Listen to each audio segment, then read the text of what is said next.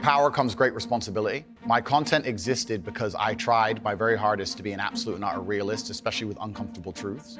I was pointing out that very uncomfortable. Is that a truth? It's an uncomfortable truth in many parts of the world. It's not a truth that I'm happy about.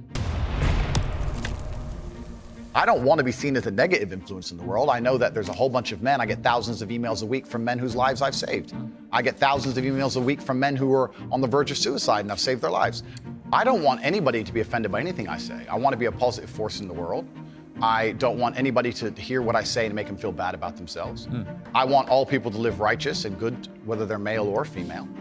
I think righteous is living true to your heart and knowing that you're doing good by people, not snaking anybody, not lying to anybody. I know I live a very righteous life. The government's not capable of helping the poor. And this is why it's so important as a person you take personal responsibility and understand you're living in a world where the matrix can be cracked, you can make a bunch of money, but you need to take responsibility and do it.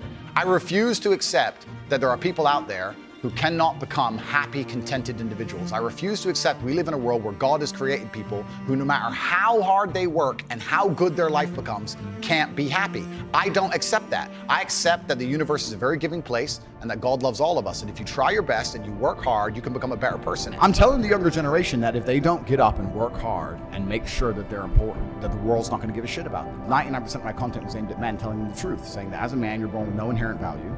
You have to become important. You have to go through some pain or go through some suffering to make people care about you. Otherwise, you're not going to matter. As a dude, if you walk into the party and you've put no effort into your life, nobody gives a shit. Nobody gives a shit about you. And every man out here knows. And one of the great things about the masculine journey and masculinity is that we've all lived a semi-similar story. It's kind of cool. Like, we've all been the teenager, gets heartbroken.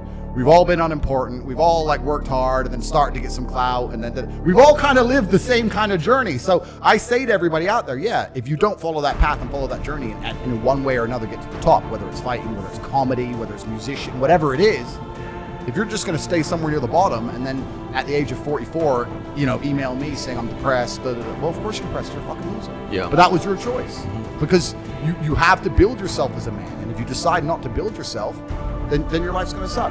My main message is to resist the slave money, to understand that every single thing you're being told has an agenda behind it or you're being told otherwise, to examine every strongly held belief you have and try and identify where it comes from and why you have it. I sit and argue with people, I discuss things with people, and they so fervently believe a point.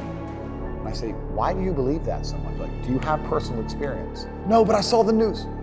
The news told you X, and now you are desperate. You will sit here for hours arguing that point. A lot of people are completely empty vessels ready to be programmed. And I try and tell people, listen, to just stop for a second and understand that the things they're telling you to believe are not necessarily for your benefit. The people who make the rules don't make the rules for the benefit of everybody. They make the rules for the benefit of the people who make the rules. It's the game. So telling people to resist a slave mind and just be critical thinkers, keep their brain open, pay attention to things, be perspicacious, that's the general theme. And it doesn't matter whether you're left, right, liberal, man, woman, etc. It's just think for yourself. That's the general message. I believe men and women are a beautiful union. I think we're slightly different, but when we work together, we're the most powerful force in the world. And I certainly believe that men and women, when they work together, it's the most beautiful force on the planet. So of course I believe in men and women. Of course I believe in love. Of course I believe in marriage. Of course I believe in family. Okay. I believe in marriage in the traditional sense. I believe a man has a duty to stand up and be a real man. I believe that the problem with the world today that we are facing is that not enough men are sticking to the age-old ways of masculinity. I believe that me standing up and saying a man must protect a woman and provide for her, so he needs to make sure that she's safe. He needs a degree of authority. I believe women are sovereign individuals and they can make any choice they so desire.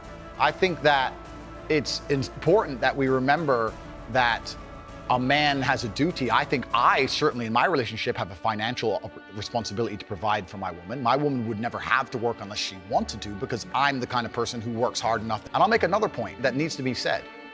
The number of women who have stood up and stuck up for me is ignored. Thousands of women are making videos saying, I've met Andrew Tate, he's such a nice guy. I wish I had a man like Andrew Tate who felt responsible to protect and provide for me. You know what? I do belong to my husband, that's why I married him and I love him. We ignore the thousands of women who stood up and stood by me and said everything I said is true. Is that there's a large contingent of men who still want to make money, go to the gym, be strong, drive a fast car, be traditionally masculine, and don't want to be shamed for that. I believe that feeling depressed is real. I don't believe depression as a clinical disease is real, no. I think PTSD is very real. Unfortunately, I have some friends who suffer from that. I know that feeling depressed is real. I believe that the number one power you have against these things are trying to take control of your own mind and affecting your own life. I believe that it's not healthy to hand over all your power and believe that depression is an outside disease that you can't affect. I know that when I've had difficult periods in my life, and also many of my friends, like I've said, suffer from PTSD and been through terrible things. I've lived a very difficult life, and I know people who have, that the things that made them feel better is when they woke up and said, you know what, I'm not gonna allow this to damage me anymore. I'm gonna take responsibility. I'm gonna get up and I'm gonna fight this as hard as I can. If someone comes to me and says, I'm clinically depressed, or I feel very, very sad, I would say the first thing you need to do is stop accepting the identity of a clinically depressed person. Stop accepting you have no control over this. And what you need to do is stop identifying that way, and let's work together to try and fight against it. A lot of people who are clinically depressed are suffering with something in their life, and if you fix the problem in their life, perhaps they won't feel depressed anymore. There's thousands of people who have emailed me saying, my doctor told me I was clinically depressed, and it's a disease that I have got in my brain and I can't be fixed. And I started listening to you, and I realized that that's not the case, and I can fix my own life, and you're the only person who has ever helped me. I believe feeling depressed is real. I do not believe it's a disease that you catch from the sky and you cannot affect. I believe that no matter what happens, I believe you have control of your own mind and you can fight against it. I believe if you change your circumstances in your life, you may feel different. I'll give you a quick example. I had a guy who emailed me saying he was clinically depressed and he was going to kill himself. I obviously am not a psychiatrist, I'm not a doctor. I told him, because I replied to my emails. I said, have you been to a psychiatrist? He said, yes, I'm clinically depressed. I've been on these pills, this amount of time. I'm on antidepressants and it doesn't work. I said, I don't know what to say to you besides this.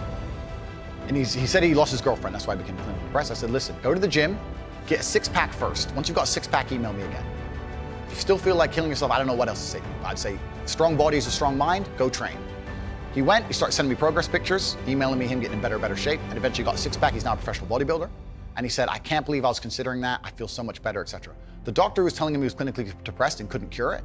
He started taking control of his own life, and now he felt better. That if somebody has depression of any kind, whether it's clinical, whether it exists or not, whether they feel depressed or not, whatever, that taking control of their life, taking personal responsibility and working hard is always gonna be the positive, best thing they can possibly do for their life going forward. How positive is it?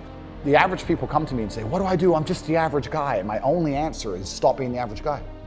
It's my only answer. You can't just be the average guy anymore. The idea from the 1950s that you can just be the normal, average, law-abiding, hard-working citizen and you'll have a good life is gone. Any man out here who goes, I'm just gonna work hard, do my bit, and obey the laws, and I'll have a good life. No, you won't. No, you will not.